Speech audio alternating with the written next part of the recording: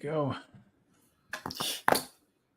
And we are live here as the voice of the Philadelphia Phillies joins Out of the Parks with John Marks, and it's Tmac, Tom McCarthy. What's up, Tom? Johnny, how you doing, man? I've been better. Yeah. Little green in the gills this morning, but thank you for joining us. This is awesome. All right, so let me just tell you where I was with this Phillies team entering this season. I thought it was a lot like last year, a lot like the year before. Dangerous team once you hit the playoffs, but like a 90-win team, maybe 92 wins. Braves were going to be a 100-win team. The Phillies weren't going to really truly compete for the division. And I have to say, now we're entering the middle of May. Boy, was I wrong.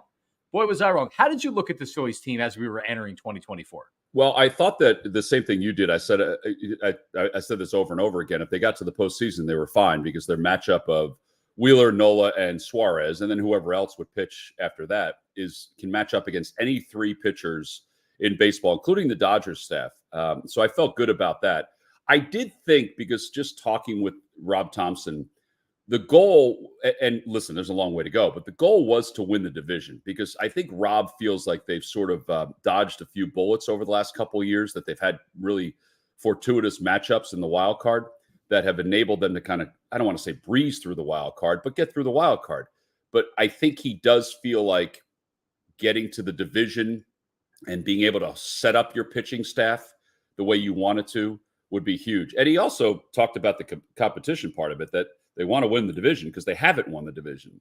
But I still thought the Braves were the best team, and I still think that they're going to make a run. I mean, they're not hitting right now, except for Ozuna, and the Strider injury is kind of catching up to them a little bit from a starting staff standpoint.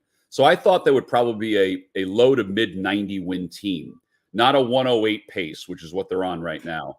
And they're really taking advantage of this schedule. I mean, I know people said it's soft right now, but listen, years past, they didn't beat this soft schedule. They played to the level of it, and they're playing above it right now. And I think that's been fun to watch. And I do think it just will build confidence. I really do.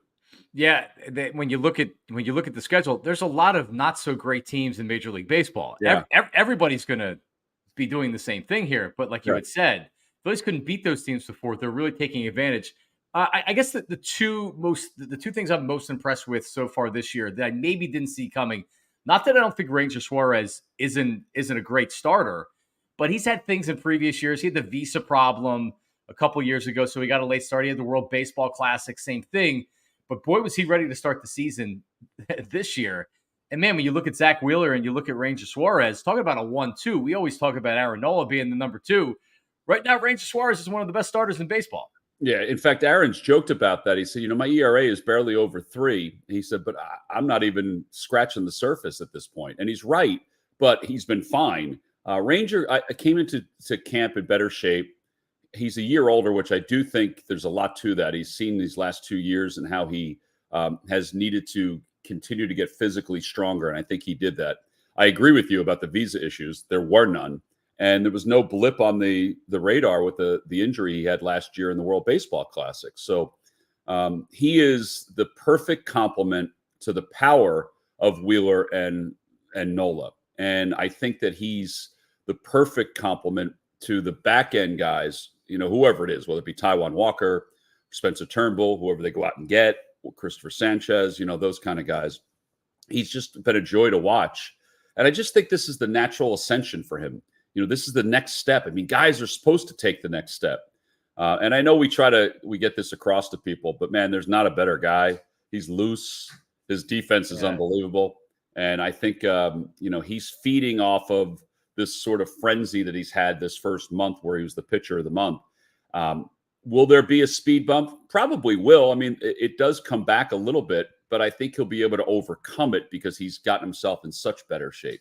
Yeah, he is fun to watch when he goes out there. He really is. All right, so before we get to the lineup, you mentioned the rest of we did a lot of talking about you can't put Taijuan Walker back in the rotation. Turnbull's pitching so well. And my thought was it's easier to put Turnbull in the bullpen than putting Taijuan Walker in the bullpen. Yes, absolutely. You really couldn't do. And trust me, this is a good thing that you have Turnbull, that you now have a bona fide 6th starter. There's going to be injuries. There's going to be things that happen. And Walker's not guaranteed a spot for the rest of the season in the rotation. And by the way, he's pitched pretty well in his first 2 starts. So really some issues that we've seen with this team, especially starting the season in previous years. Now you have 6 starters, you have an extra starter, and you have depth in the starting rotation, which we haven't seen in previous years. I agree with that, and they're starting to stretch guys out in AAA too. Not that they're planning on using them, but they are stretching those guys out in AAA just in case. Listen, the game of baseball usually takes care of this kind of stuff. Whether it be Turnbull going to the bullpen for a start or two, or then coming into the rotation. Think about last year with Matt Strahm. People wanted Matt Strahm to be in the rotation because he had done so well filling in for Ranger Suarez. But as it turns out, he's a better weapon out of the bullpen. Turnbull's totally different than that. He's not a reliever, but he can be. But I think in this day and age, you do not go through a season without using at least 7 starters, if not 8 starters. When the Phillies had, that staff that included Jamie Moyer, I think they used 6. They may have used 7. It's been a long time in baseball that anybody consistently ran a 5-man rotation out there every day and didn't go to somebody else. So I do think this will take care of itself. I do think this is the only way they could have done it. I'm a little concerned about Christopher Sanchez right now. I think this is a big start for him against the Blue Jays because I don't think his changeup has been where it needs to be. And the fact that you have Turnbull in the bullpen just in case, I do think that's a good thing. But I don't think they can give up on Sanchez. I just think he needs to kind of fine tune that changeup because it looks more like his slider, which I think is what they're trying to figure out right now. Yeah, he's not getting the same swings and misses that we saw Not at all. last year out of it. Yeah, I mean, and the thing with Turnbull is you can piggyback those guys. If you're not comfortable keeping Sanchez for 5 or 6 innings, go 4 innings and 3 innings. It saves your bullpen a little bit. Well, it's funny. I can't believe I'm with you on that. But like when the Rockies did it a few years ago, they were doing it with every pitcher. I'm like, right, man, this whole piggyback thing, this is stupid. Like, just let the guy go. Right. But in reality, I'm looking at it now saying, well, we could do it one time. And right. it may be needed to do it one time, or a couple of times just to make sure that this, that this is working properly. Yeah. A lot of these things figure themselves out on their own, which this probably will. Does this team, Tmac, you were here for the run back in 07 through 11. Does this team have that type of a look right now? They haven't had a fast start during this run with Bryce Harper. Does this team have a different look this year than it has in previous past? Well, they're on the verge of the second or third best start in Phillies history, which I think says an awful lot about what they're doing. I mean, it's comparable to the 93 team. I do think that the clubhouse has sort of the same atmosphere as the clubhouse has had in 08, 09, 10. Now, it's much quieter, not at the end of games, but before games. It's very quiet compared to that group. But I do think that they have the pieces like that team did. And I think they like each other a lot, which I do believe is an important part of it. Now, it's not the be-all and end-all. Those teams in, 15, 16, 17, they all came up together. So they all liked each other. But I do get the sense that this one is a seasoned group that is sort of together. And I think that does help. It doesn't always dictate success. I mean, there was a lot of luck in 08 for us to win the world championship and a lot of unluckiness in 09 for us to lose the world championship. So I do think this team has it, but can they sustain it? It's only been 6 weeks. Can they sustain it for 6 months? Yeah, that's at this pace, that's not likely to happen. So Trey Turner goes down, and maybe at some point this comes back and we say, oh man, we need Trey Turner back. But it doesn't feel like that right now. I mean, really, everybody's clicking at the right moment, and like now you don't have that urgency. Oh my God, when's Trey Turner coming back? It's not good to lose him for 6 weeks, but maybe it actually helps him later on in the season because his body's a little bit more fresh. But it feels like this team's more prepared to sustain an injury to Trey Turner than last year when he wasn't producing last year. I mean, it really hurt the team. The team just wasn't the same to when by the end of the year when he was producing, he kind of carried them. Yeah, no, I do think that they're built for to handle this kind of stuff. Now, for me, they were built more in the outfield to be able to sustain some kind of an injury or some kind of a blemish in a player's performance, whether it be Rojas the first month of the season or whatever. But I do think that they have the ability. I do like the Stott move over to shortstop. I don't think they'll do it every game, but I do like that because I think you're capitalizing on Merrifield's experience at second base, but also, I mean, he's hitting 7 straight games now, so he's starting to get a little bit of a swing going. But I do think they're built for it. I think the addition of Merrifield, even though he's at the latter stages of his career, and his versatility has been huge for this team because, when there was talk about Rojas struggling in center field, if you didn't want Pache there, you could move Marsh back there. You put Merrifield on left for a little bit of time. Here, you can put him at second base, start it short. I'm not saying it'll happen every single day, but I think the addition of people like that by Dave Dombrowski really has helped this team. I think it's needed in so many levels to have versatility in the game. Maybe not by your starters, but by the guys that are coming off the bench. Yeah, you don't want Sosa starting every day at shortstop, and you really don't want Stott starting every day at shortstop. No. So it's good that you can have a couple of guys that mix in, and they really are handled to. They are very well prepared to handle this year. So we've went 10 minutes here, and Tmac, I appreciate a few with you here. We haven't mentioned Alec Boehm yet, who really, if you think about it, where he was a couple of years ago with what happened at Citizens Bank Park and get me the bleep out of this place to where he is right now, he's turned himself into probably their best hitter and one of the best third basemen in all of baseball. And just like with Ranger, this year is this is the year, this is his breakout year. We're watching Alec Boehm's breakout year this year. Yeah, and I think a lot of credit has to go to Alec for that, for not only his work ethic and what he's done, the ability to compartmentalize because it wasn't going well 2 years ago. But now that you fast forward all the way through, they gave out a T-shirt this weekend, commemorating the this place. And I think there's a couple of things. You and I both know this. You have to embrace the city in all of its fabric, and when you do that, it's the good and the bad. That night when he was caught saying that, which is remarkable that anybody ever caught it, because where are we that people even saw that? It's amazing to me. The fact that Kevin Gregg, told him, hey, listen, you got to face it. The fact that his teammates said, hey, man, just confront it. The fact that he did the way he did, you can't underscore how much that changed the narrative. And I think after that, coupled with the whole Trey thing, I think he understood that, all right, I can get past this. And he is. And again, he's worked his tail off. He has. And Bobby Dickerson is one of the funniest people in the world. He and Boa together are some of the greatest needlers in the history of needlers. And they go after those guys. They go right back at them. This is a lot of hard work. It's a lot of natural ascension for him.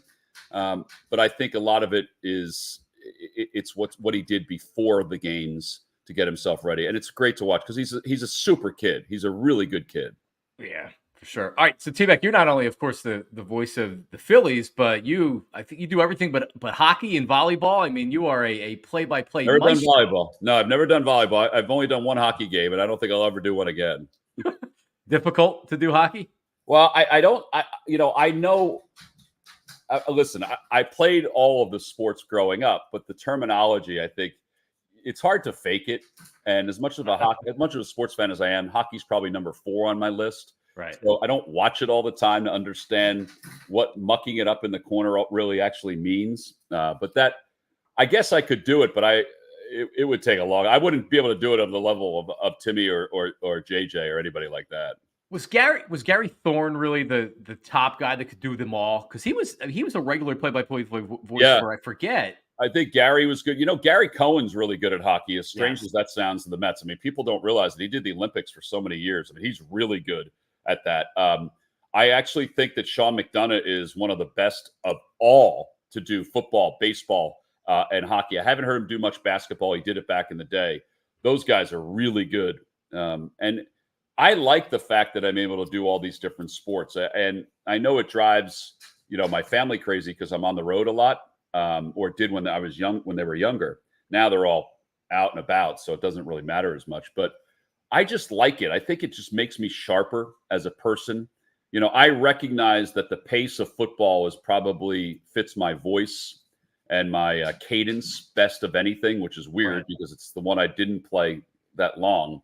And basketball, I always say, is one of the easier ones to do for a young broadcaster or any broadcaster because there's less people on the floor.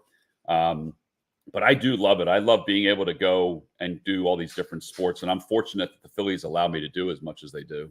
All right, so this is a non-Phillies question because this is where this would be number one on your list. But if you're not doing a Phillies game, what sport, radio or TV, what would Mm. be your number one pick to do?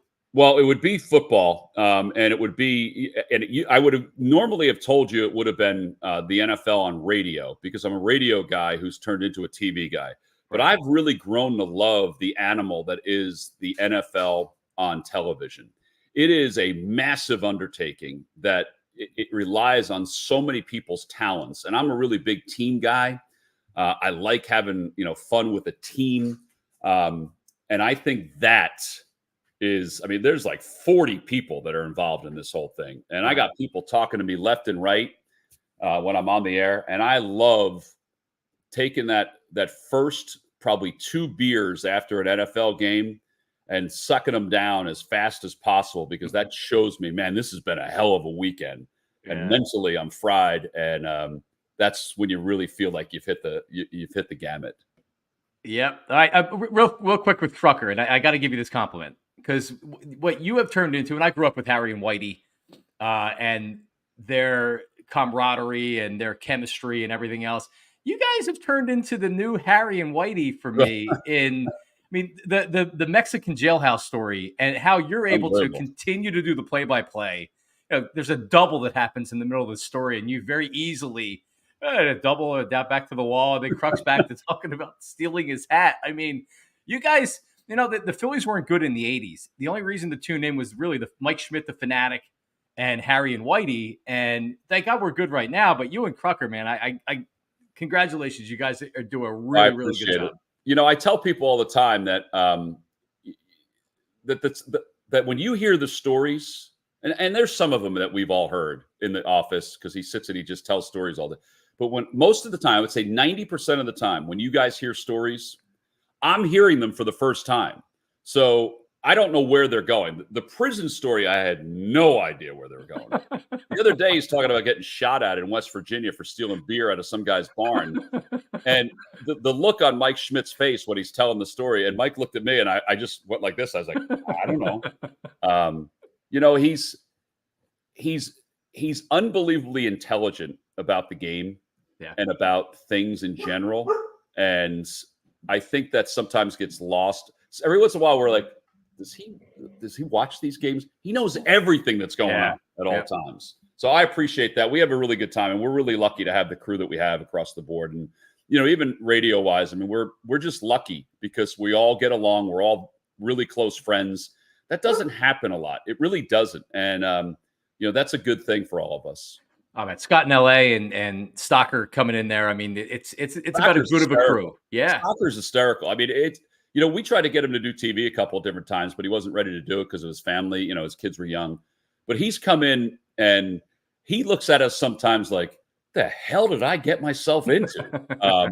But he's great. I mean, his whole family is awesome, and he's fit in perfectly with everything that we do. Plus, he's our best golfer. So if we go out somewhere and we're in a scramble, we have Ben Davis driving it, and then Stocker will take care of the rest, and we'll just sit and drink the beers, me and Fransky. So that works.